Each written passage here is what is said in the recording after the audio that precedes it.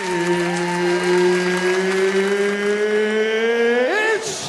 time! What's kicking, everybody? We are back for another episode of Pickin' Fights. I'm Keith, joined as always by Tom. Tom, how are you, bro? I'm doing good, man. We listen, not the best card, last week, this week, but I think the UFC, I know the UFC is gearing up to have a big wave of massive fights for us to close out the year. Excuse me. So I'm really excited to, I enjoy every UFC pay-per-view card. I just generally like watching MMA. I like watching people fight. So, either way, I'm going to have a good time watching these. And I think, hopefully I can draw some interest for everybody watching at home. How you doing, Keith? I'm good. Feeling is mutual. We're just trying to get some people in on this sport, potentially, help them out on their FanDuels and their Barstool sports books, whatever they might be using. Some offshore guy in China sitting there doing just like the numbers on the screen, just trying to help you out over there and get you in on the fight game. So this week we've got UFC Fight Night, Lad versus Dumont. And Lad, as in Aspen Lad, the woman who couldn't make weight last week for her fight and somehow steps in for Holly Holm now and is headlining this card against Norma Dumont. I mean, that's quite a step up for her. Well, she went up in weight. That's why. Yeah, she couldn't make bantamweight, so now she's fighting in the featherweight division. Smart move. I mean, if she looked at Twitter this week, it's what everybody was telling her to do. Mm-hmm. But, we're going to kick this episode off like we always do with our prelim locks. Tom, do you got any prelim locks for us? Yeah, it's hard to actually tell if this one's going to be on the prelims or not. But I'm picking Jim Miller to win over Eric Gonzalez. This is Eric Gonzalez's first fight in the UFC. I watched a couple interviews with him, and I think this is just going to be. It's just a matter of him being green and Jim Miller, having that UFC experience, being in an octagon longer. Miller is much more experienced. Eric's not. Eric Gonzalez, I went back through and I looked at some of his competition. The guys he's fighting, 0-0, 0-5, 2-5, 3-4. Like the guys, he's fighting cans at the very, very early level, and then he's coming out 14-5. He's got some losses recently. He's a decision fighter. I just think Jim Miller's been around the block. He's still beating some half decent competition in the UFC. Eric Gonzalez is going to be as far down on the roster as possible. A new green guy in the UFC, not coming in with a ton of hype. He is, 14-5. And like I said, fought a lot of cans up until that point. So at least, maybe five cans. So, I mean, the guy's maybe 10-5 realistically, give him a couple wins, 12-5, not the best record we've seen coming into the UFC. I think Jim Miller is just at a point in his career. He's 38 years old, but he's not, he's not 40, 42, 46, where it's like, it can happen in a minute, but, at the end of the day, time is still a factor, but I think Jim Miller is going to have what it takes to get it done over newcomer Eric Gonzalez. And that's one of my prelim locks. Yeah, you mentioned like the level of competition that Jim Miller's fought over the years. And, he's fought Anthony Pettis, Dustin Poirier, Dan Hooker, Charles Oliveira, the current lightweight champ. So, no doubt about it. He's fought some of the top guys out there in the MMA world right now, especially in the UFC, the premier MMA collection or whatever, championship, whatever you want to refer to the UFC as. He's fought some of the, what'd you say? Promotion. Yeah, promotion. That's the word I was looking for. Sorry, it's Saturday morning, went out last night. A little tired. But yeah, exactly. They're the top promotion in the world, and Jim Miller has fought some of the top guys in that promotion. So you're right. I have no doubt in my mind that Jim Miller is going to beat Eric Gonzalez, unless, of course, the UFC is looking at this and saying, hey, this guy Eric Gonzalez is pretty good. We're going to put him up against the name that some people out there in the world know to set him up. But I don't think that's the case here. That is a storyline that we've seen in the past, but I think that Jim Miller has this one in the bag. Because Eric Gonzalez, like you said, he's fighting trash cans. You got any others for us? Yeah, I'm also taking Ludovic Klein over Nate Landwehr. Nate Landwehr has had, he's had his own struggles lately. Excuse me, I cannot talk. I think I also went out last night, and I think I had the same effect as you. Nate Landwehr most recently having a loss via flying knee in February to Julian Erosa. Got a unanimous decision win over Darren Elkins, but Darren Elkins, Darren the Damage, been around the block. I don't know if this is the best version of Darren that we've seen. Lost to Herbert Burns, 92 Herbert Burns, another knee to the clinch. So, we know that Nate Landwehr can and has been knocked out. As far as his opponent, Ludwig Klein, this guy is a nasty finisher. Also with knees and elbows and head and kicks to the head specifically. His last 5 fights, 4 of them have been wins.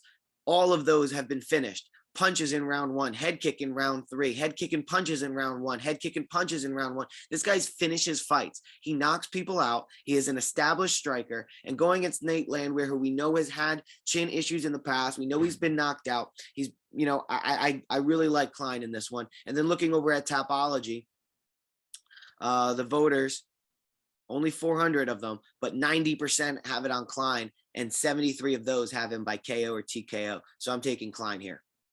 Yeah, that's another really good pick. And those Tapology people, they seem to be on the money lately, especially because, we're looking at this a bit early. The sharps are the ones that are really going on there and voting right now as early as we're filming this video. So, speaking of, I've got a prelim lock as well, and the people over at Tapology agree with me on this one too. So we've got, I always say her name wrong, so I'm just going to say Sara Eubanks versus Luana Carolina. And listen, the people out there, they're taking Eubanks. And I really have to agree with this. We got 72% of the votes on Eubanks, and a big chunk of those are by KO, TKO. I don't know if that's how it's going to happen. I think that most likely this fight ends up by going to decision.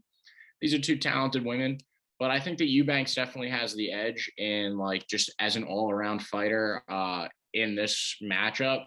And she's especially got it in the striking realm. She's way better on her feet than Luana Carolina.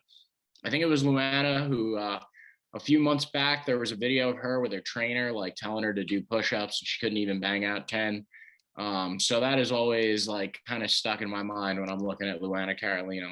There's not a lot of upper body strength there. She doesn't really finish a lot of people.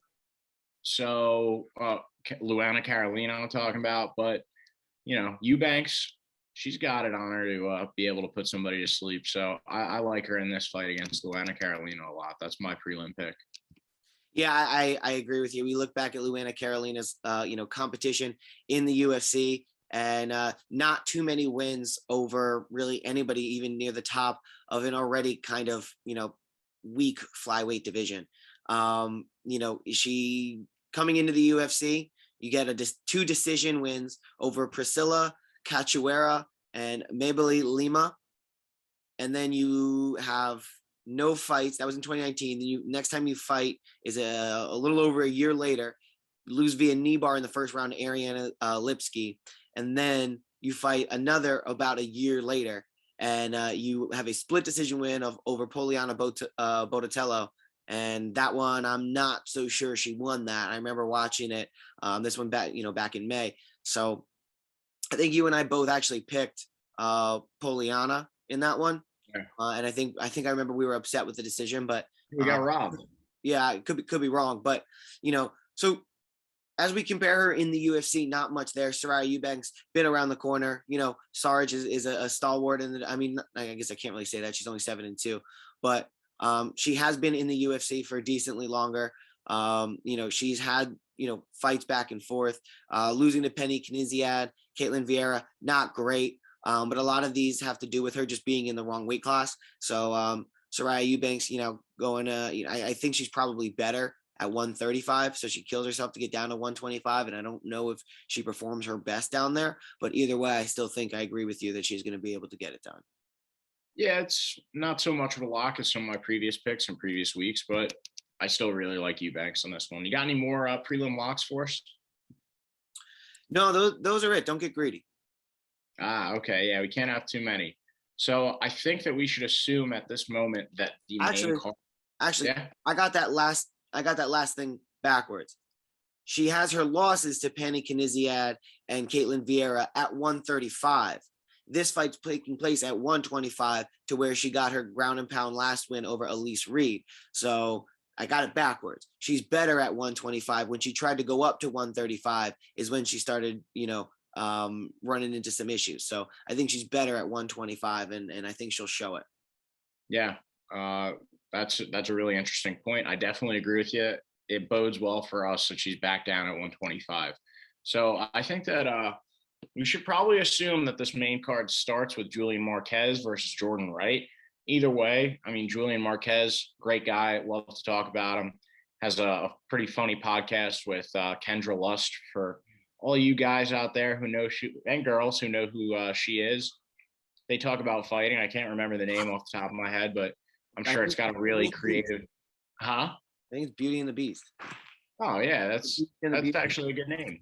I think that might be what it is. But Julian Marquez, great all-around fight. Not great, but he's a good all-around fighter, and he's smart. Yeah, it's Beauty and the Beast, and sometimes they answer sexual questions. And their first episode was back at in 2020. So I guess they must have started this during the pandemic. Good for them. Wow, good for them. What an interesting collaboration. I guess we could I'm sure we can watch these episodes and figure out how they met, but I'm dying to know now. Yeah, hopefully it's through like 3 a.m. DM where Julian Marquez is like sup, and I mean, he's I wonder if she's ever had some influence on him, when he called out like Miley Cyrus, right? I wonder if she's ever had some influence, telling him like, yeah, go for it, or maybe knowing her gives him the confidence to just do that, or maybe he's just like that outgoing guy, and I don't know, yeah. But I do like him. I don't know. Yeah. He probably is just that outgoing guy. He seems genuine when he comes across. He just seems like a genuine guy who had something prepared with what he was going to say. So it comes off a little corny, but I like him nonetheless. And I like him in this fight. This fight, Julian Marquez and Jordan Wright. And Jordan Wright. Yeah. It's a battle of the nicknames. Julian Marquez has a great nickname in the Cuban Missile Crisis, and Jordan Wright's nickname is the Beverly Hills Ninja. Jesus Christ, Tom, get it together. I think Julian Marquez is going to win this one.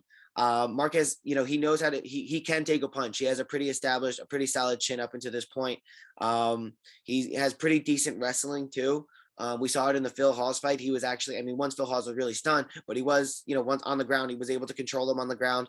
But what I like so much about Julian Marquez, he's a good mix of TKO finishes. He has a good mix of submissions.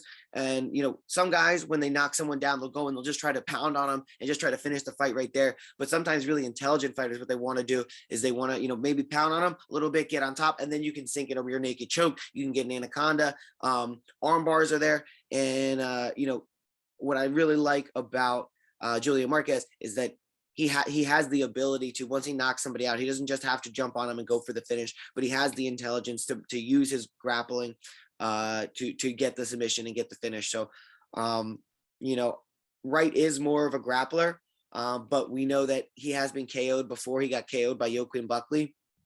And he's also another one who's kind of fought a lot of cans to this point. He's 12-1, but let's go back and look at his fights. His first fight against a guy who was 0-0, then he's 1-0, fights in 0-0, then he's 2-0 and fights in 0-5, then he's 3-0 and fights in 0-0, then he's 4-0 and fights in 0-21, then he's 5-0 and fights in 0-10, then he's 6-0 and fights in 0-0, and then he's 7-0 and fights in 1-2.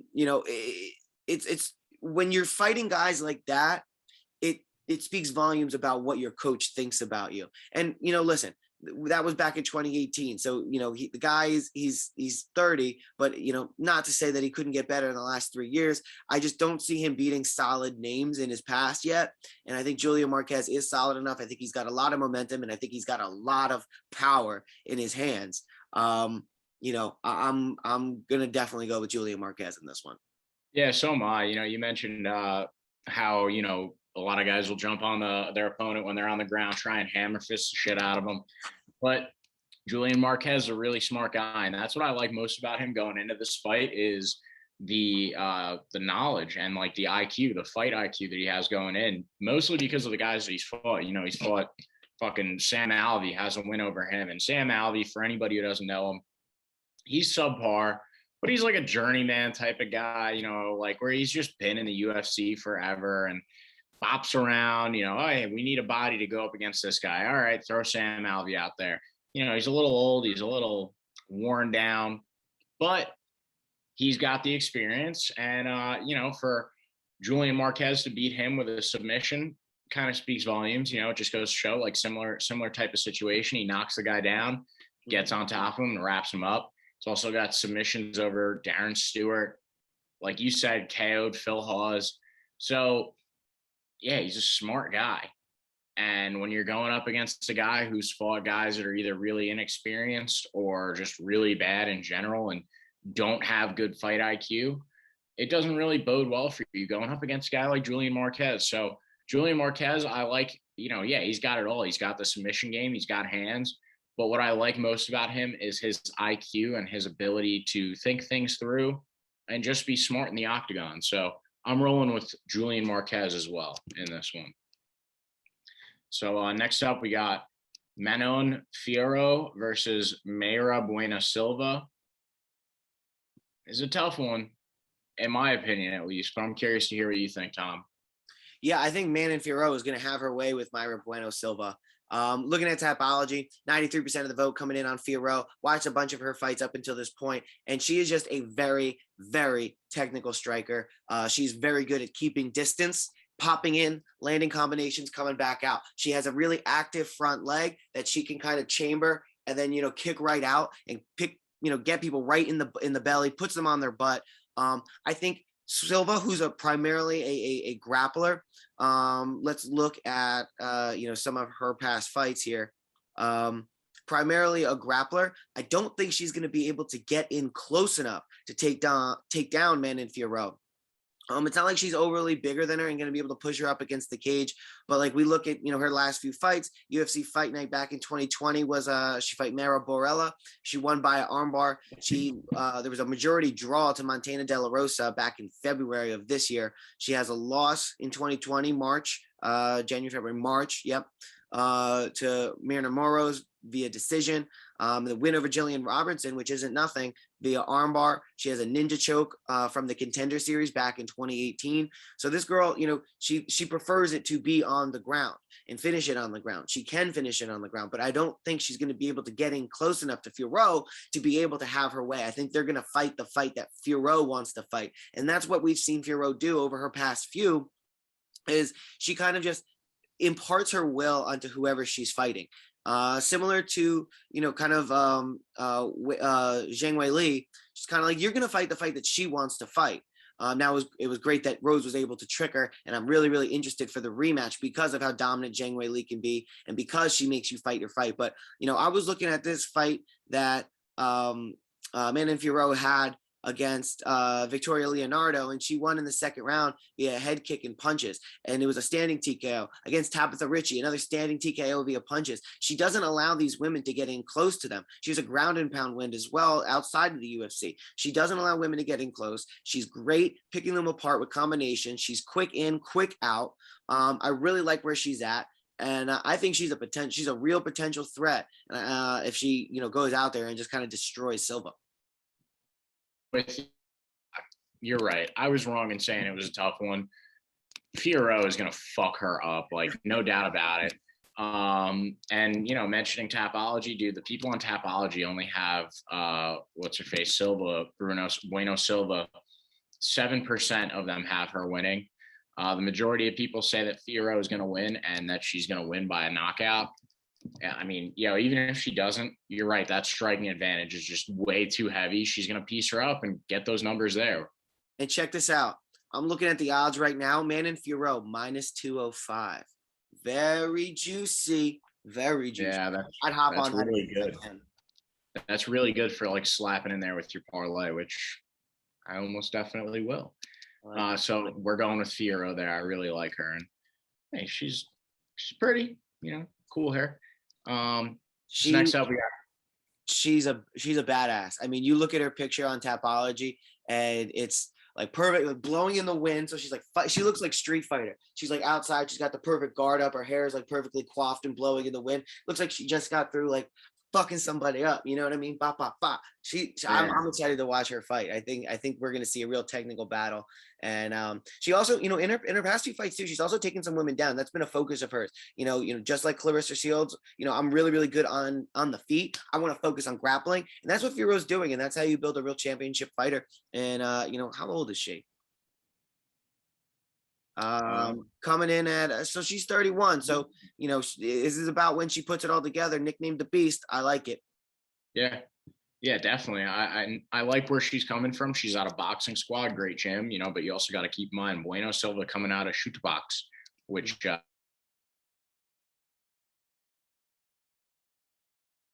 think we lost Keith very handily. So next up, we got Andrew Sanchez versus Bruno Silva.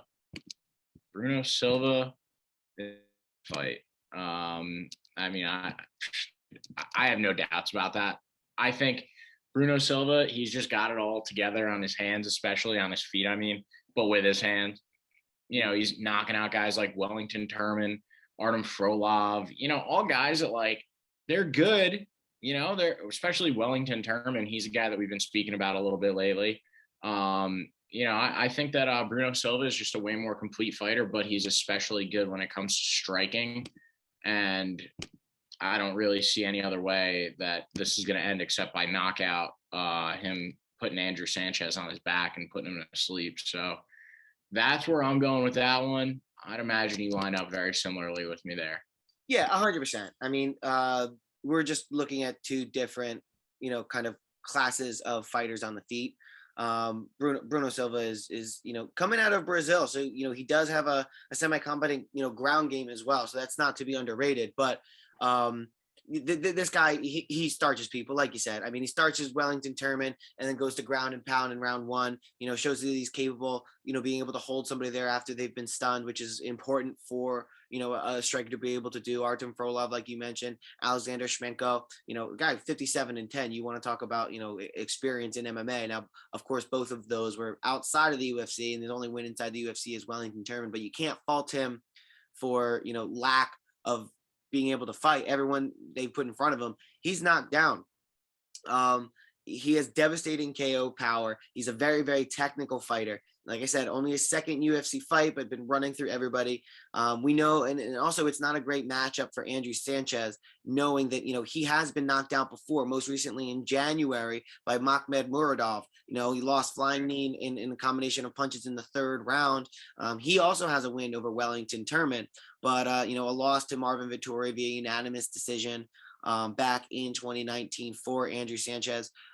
It's a guy who's taken some damage. It's a guy who's been knocked out before, and when going up against a KO artist who's hungry and new to the UFC, I'm taking Bruno Silva. Yeah, that's a great pick. I feel about as good as Bruno Silva as you can about any pick. You know, about as close to a lock as you can get. So next up, we got Andre Arlovski versus Carlos Felipe. I mean, I know which way I'm leaning, but I'm curious to hear what you think, Tom. What do you got for us here? Dude, this is a real tough one to call. This is a tough one to call because Carlos Felipe is 26 years old. He's on his way up. He's had some good wins, you know, recently. He's been in the UFC for a little bit now. You know, split decision win over Jake Collier. But you know, it was another split decision win over Justin Tafa. But this is a guy who's a counter puncher, doesn't throw a lot of volume, but you know, when he lands hard. He's one of the heavyweights that doesn't look like he would be a fighter if you just saw him like on the beach without a shirt on. But he is 11-1, and you have to give them that. He's going up against Andre Arlovski, the Pitbull, been around the block. His first MMA fight was in 1999. His first UFC fight was in 2000. And this is a guy has a Sambo, you know, grappling wrestling background, but kind of fell in love with the KO as he went through his UFC career. He's a guy who's also, you know, been knocked out quite a fair bit, you know, 31-20. A lot of those losses are coming by knockout. But, you know, more recently, as he's gotten with American Top Team, he's kind of utilized more distance and a more patient approach. So I think this fight is probably not going to be all that interesting. I think both guys are probably going to be, you know, just waiting for the other. It's kind of, like I said, I think it's close. it's close because you have an aging Arlovski at 42 years old. I saw somewhere that had him at 46. I don't know how there could be such a discrepancy in age, but you have an aging Arlovski, showing that he can still contend. You know, he's got wins of his own right. You know, a Chase Sherman win is nothing to scoff at. He's got the loss of Tom Aspinall, but Tom Aspinall is a top heavyweight in the division, and we know that. We've been saying that. Decision win over Tanner Boser. He's, you know, got another unanimous decision win over Philip Lins. You know, kind of going towards the bottom of the division there. But you know, Arlovski can do it. He hasn't shown us that he can't do it yet. And but you're just going up against a 20. You know, he's gonna be at a size disadvantage. He's going to have a little bit of a reach advantage, which, you know, may help him. But I think if he's able to take this to the ground, I think he's going to be able to have a much better time and pull out maybe a decision win. You know, I think on the feet is probably where he's going to struggle the most. As you get older, it's not your power that goes, but it's your speed, it's your timing. So I think he can probably try to contend with him on the feet a little bit. But he's definitely going to want to take down Carlos Felipe. Carlos Felipe, off the top of my head, I'm going to look this up. Has he been taken down in the UFC? I don't think he's actually fought much of a ground fight really in the UFC to date. I can look that up. Actually, I think his loss to Sergey Spivak included a lot of ground time. So, you know, I think the key to victory for Andrei Arlovski is to get Carlos Felipe to the ground. A lot of the guys that Felipe has fought to this point haven't even really tried all that much. Remember, these are heavyweights. So I'm going to pick Andrei Arlovski, the 42-year-old stalwart in the UFC, to get it done. I think he's going to be patient. I think it's going to be largely a snooze fest, but I think he is going to be able to get Carlos Felipe to the ground probably in the third round. I think maybe the first two are pretty close because it's pretty stagnant. And at the end, Andre knows like, hey, I got to go finish this. Maybe Carlos Felipe gets a little extra wild, being like, okay, well, I got to go finish this. And I'm not going to finish it on the ground. Maybe doesn't notice a takedown comes in. Andrei Arlovski uses his, his technique that he's, had a base for his entire career, but he uses, his experience, gets in there, takes him down and finishes the round on top and, goes to a split, maybe a split decision, but probably a 29-28 win. Yeah, that wrestling advantage that Andrei Arlovski has is definitely going to help him out big time. I think you mentioned it. He trains at ATT. Great team, great gym. And then you look at Carlos Felipe. He trains at Life MMA, and okay, they're all right. But I think the age is definitely the biggest factor going into this one, and that's why I'm having a tough time here. Like, I would like to pick Andrei Arlovski, mainstay, been with the UFC a long time, 42 years old, but he's going up against in MMA, years, basically a kid, a young adult who is fast. And this fight could go either way, but I will tell you, if you're looking to sprinkle a little bit and you want to throw two props out there, you're looking for two props that you can pick one of, Andrei Arlovski by decision or Carlos Felipe by knockout. I think those are the two ways that this goes. I don't see Carlos Felipe winning by decision, and I really can't see Andrei Arlovski winning any other way.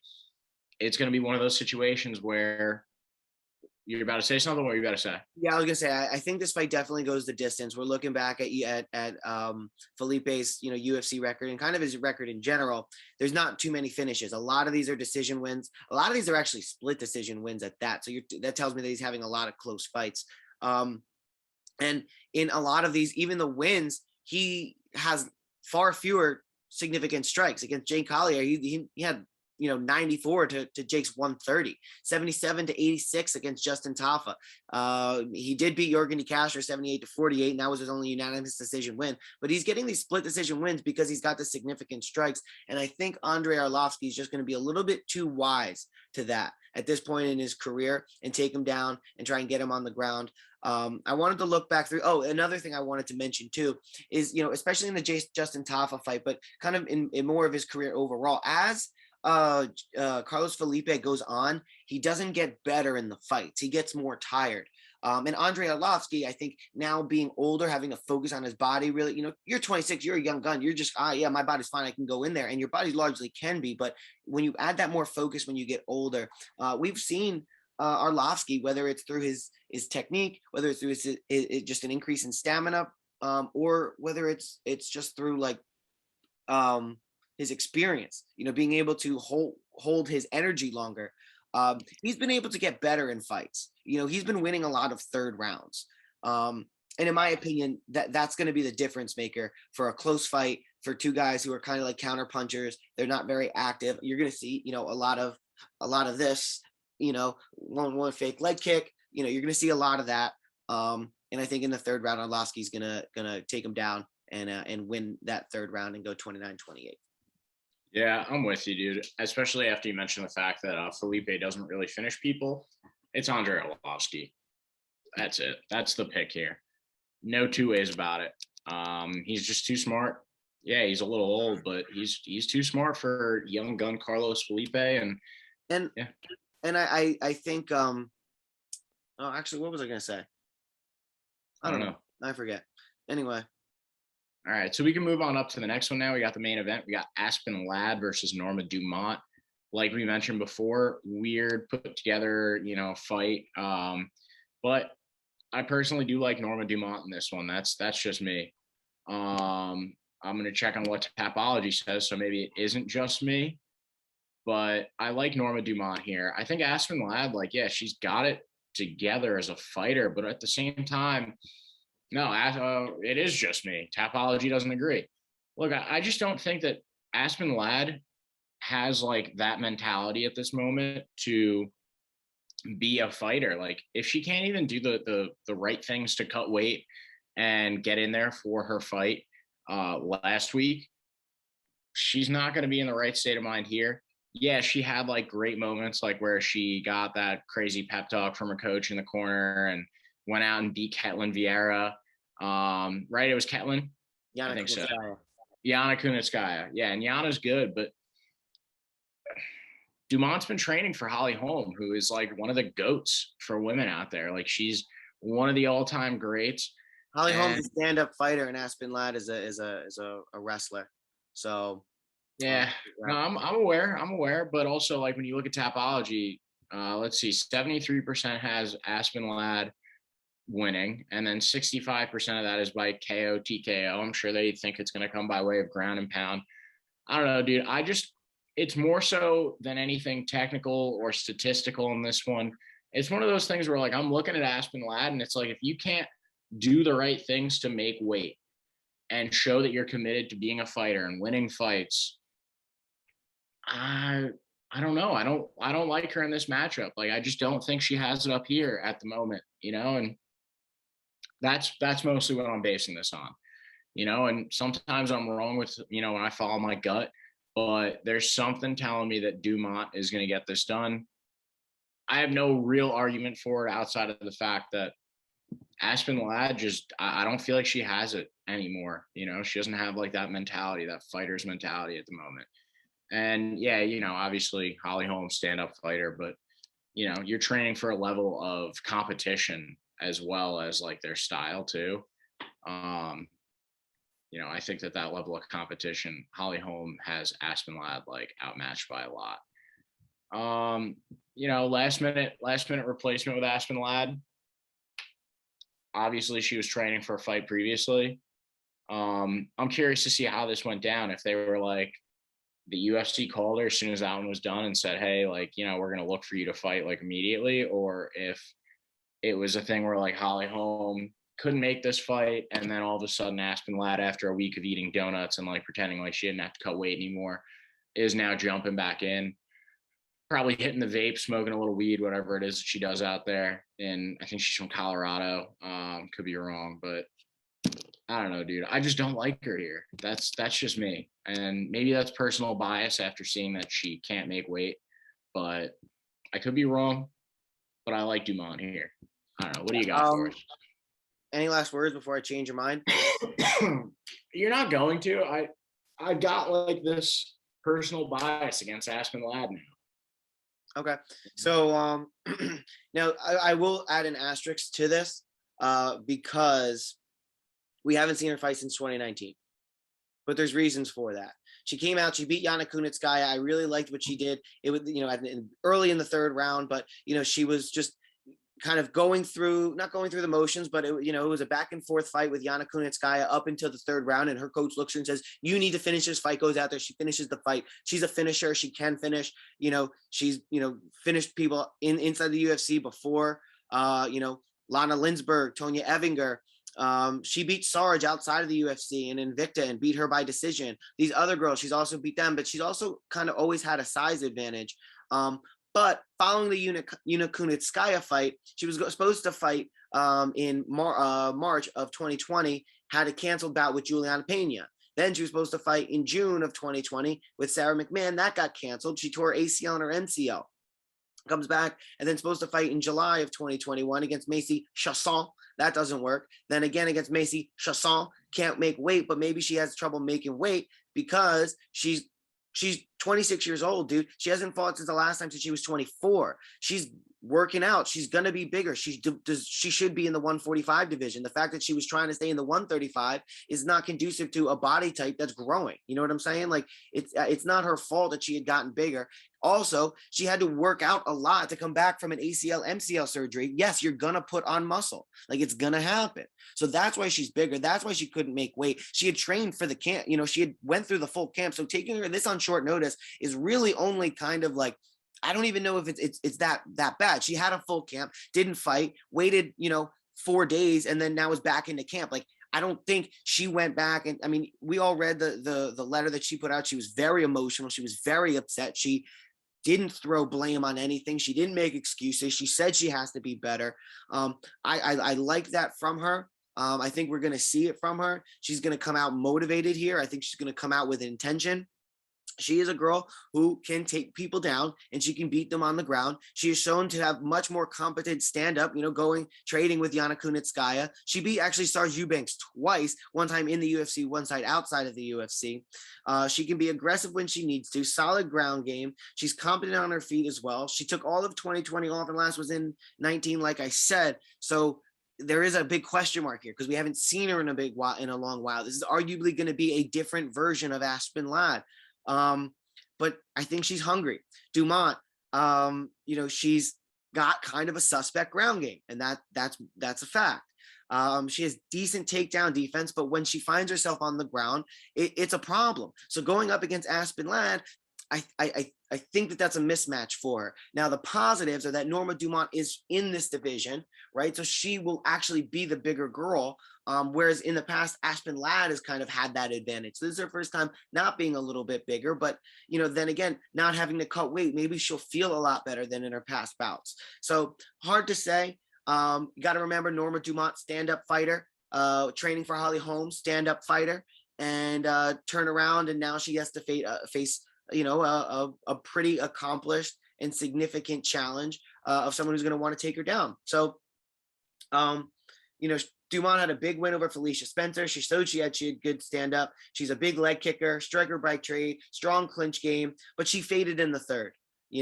Aspen Ladd, she came out in the third. She shows that she has that heart. It's going to be I believe it may be both of their first 5-round fights. So we're going to see how that goes. But at the end of the day, when it comes to finishing ability, I like Aspen Ladd's ability to do it more than I like Norma Dumont's ability to finish a fight. The last and final piece I do want to say for my Norma Dumont, little why I'm taking her, and I just thought of this, is the fact that, yeah, obviously Aspen Ladd was training, and it's not like as if someone just came off the street to walk in here for this fight. But I think that Norma Dumont's conditioning is going to be a lot better just because she's been training for a 5-round fight. So I think that's something to take into account here too, is Aspen Ladd did train for a 3-round fight against Chasson, as you so like to say. So I think that's just something else to take into account. I could be wrong. This is a good fight on paper, but I think that if Aspen Ladd doesn't finish it early, like she probably wants to, and exerts a lot of energy in those first couple of rounds, it does give Norma Dumont a little bit of an advantage going into the 4th and the 5th. It's more personal bias for me than anything, though, picking fucking Norma Dumont here. I'm just kind of annoyed at Aspen Ladd. Maybe she'll have such an incredible performance this coming Saturday that it changes my opinion on her again. But she really like turned me off from that whole, from her as a fan. So yeah, I mean, this is definitely a close fight. Any fight that has a lot of unknowns in it is going to be a close fight. Yeah. So yeah, we'll see what happens. This one's definitely hard to pick, but I'm gonna just rely on the fighter who I've seen finish fights. Especially when, like, if she's going to be, now it would be a problem if she's a decision fighter, was training for a 3-round fight and then gets thrown into a 5-rounder. That would definitely be a problem. Right. But she's being not a fighter that is going out there trying to finish the fight and can't listen. We've seen this about women's MMA. Not every woman goes out there like she. I mean, I guess it's true for the men too, but a much greater percentage for the woman. That it doesn't look like they're trying to win the fight or finish the fight. It looks like they're trying to win the fight, maybe on points. They're very hesitant. Aspen Ladd is not that, and I think the way she's going to look at it is, well, I was training for a 3-rounder. I was training to finish her in 3 rounds. So now I'm going to go out there. I'm going to finish her in 3 rounds, and then we'll deal with the 4th and 5th when we get there. We'll rely on, maybe make a slight adjustment to not go all out in the 3rd if you can, but, minor adjustments and tweaks. But I think she's keeping generally the same game plan. Go out there and finish this girl, as she's shown that she can, as she's shown that she has. She shows the mentality. Norma Dumont, her last finish was outside the UFC. It was multiple years ago. It was a rear naked choke. The more I talk about it, the more I like Aspen Ladd. But like I said, there are the question marks. We haven't seen her fight in over a year. She's coming off of having a big knee injury operation. She is up a weight class. It is short notice, so a lot of question marks. But I'm taking Aspen Ladd. Yeah, I'm staying steady with my pick there. It's not like dead set on it or anything, but that's what I'm sticking with. All right, so we'll just run down our picks one more time. Our prelim locks, you got Jim Miller. That was a really good one. I got Eubanks. Who else we got? We got, let's see, Tapology has a different card than the UFC website. Well, I can't anything ever look good. While you look that up, I'll go. So I got Jim Miller over Eric Gonzalez.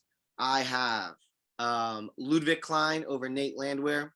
Right. I have Manon Fiorot over Mayra Bueno Silva. I have Andrew Sanchez losing to Bruno Silva. So I have Bruno Silva in that one.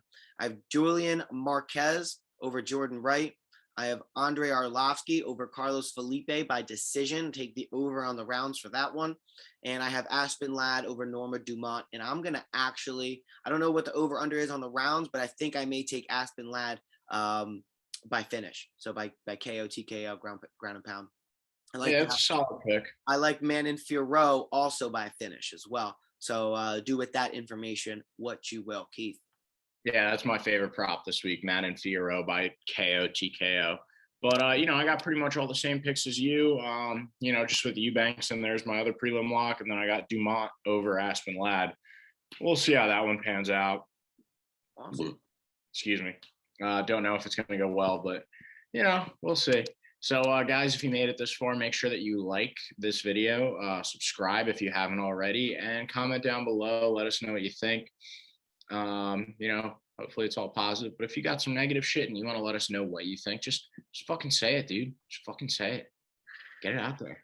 Sounds good. All and right. Hey, if I can plug something shamelessly real quick, I started blogging. I'm gonna actually start blogging with picking winners as well. Just kind of not as much bets as much. I may dabble into that as well, but this is, I think, where I'm going to use my bets. I may just write it up and put it in there, but I've been doing some blogging, kind of get my thoughts on some stuff going around with the UFC. I talked to, kind of that the Diaz brothers, aren't necessarily in this for the wins right now. I talked about why UFC siblings, something that I've talked about on the podcast a lot, why UFC siblings just can't seem to be good at the same time, kind of opinion articles, opinion pieces over at Overtime Heroics, overtimeheroics.com.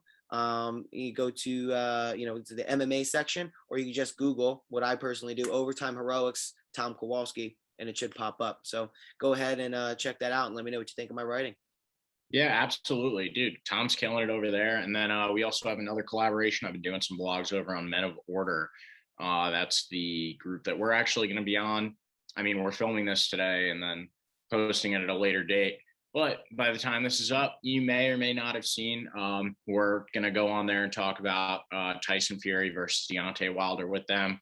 And, we're putting up some more of our general pick and winners picks over there and takes and stuff like that. So check out the Men of Order website as well. So, Tom, thanks for joining me today. Really appreciate your time. Keep killing it. You're doing a great job. I hope I get the leg up this week with Norma Dumont, but we'll see. Also, just for an update, I have our records so far as we've been picking. All right. Are you ready, Keith? Sure. You are 72-41. Okay. Or sorry. You're 78-43. My bad. I didn't add this week's things. So last week's thing. So you're 78-43. I am 82-40. 78-43. All right. That's not bad. I'll take it. It's better than some of the quote unquote professionals out there getting paid to do this. So 82-40. I think I'm sitting at just above 67%, like 60. I'm probably at 69%. That's awesome. Is that true? 82 divided by 1. Was it 40? 122? I'm at 67%. Damn it. All right. Well, after this week, I should be at 69. Yeah, I'm at 65. So I'll take it. All right. Well, I'll see you later, dude. All right. Take it easy. Thanks everyone for watching. Yep. Thank you.